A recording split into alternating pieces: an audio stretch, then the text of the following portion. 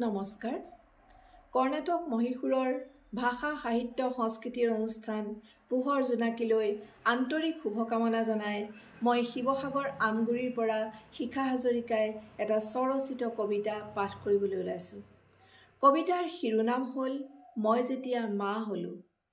মই যেতিয়া মা হলো, প্ৰথমেই মোৰ চকুৰ টোপনিবোৰ সন্তানক দি দিলোঁ।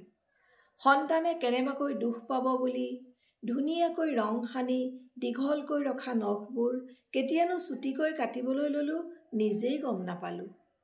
ছোৱালীকালত কি খাই ভাল পাইছিলোঁ, কেনেদৰে থাকি সুখী হৈছিলোঁ, সেই কথা পাহৰিয়েই পেলালোঁ। কিবা এটা খাই পেটটো ভৰিলেই হ'ল। মনৰ আশাবোৰ, কল্পনাবোৰ, সপোনবোৰ অভ্যন্তৰৰ কোনোবা কোণত নিশ্চুপ হৈ শুই পৰিল। ক্ৰমে যেতিয়া সন্তান ডাঙৰ হ'ল, তেতিয়া আশাবোৰে নতুন সাজ পিন্ধি পুনৰ সাৰ পাই উঠিল।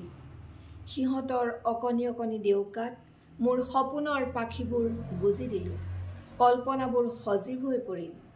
যেতিয়াই মই সিহঁতৰ সুখত সুখী আৰু সিহঁতৰ দুখত দুখী হ'বলৈ শিকিলোঁ, তেতিয়াই মই বুজি উঠিলোঁ যে ময়ো মোৰ মাৰ নিচিনা এজনী মা হৈ পৰিলোঁ।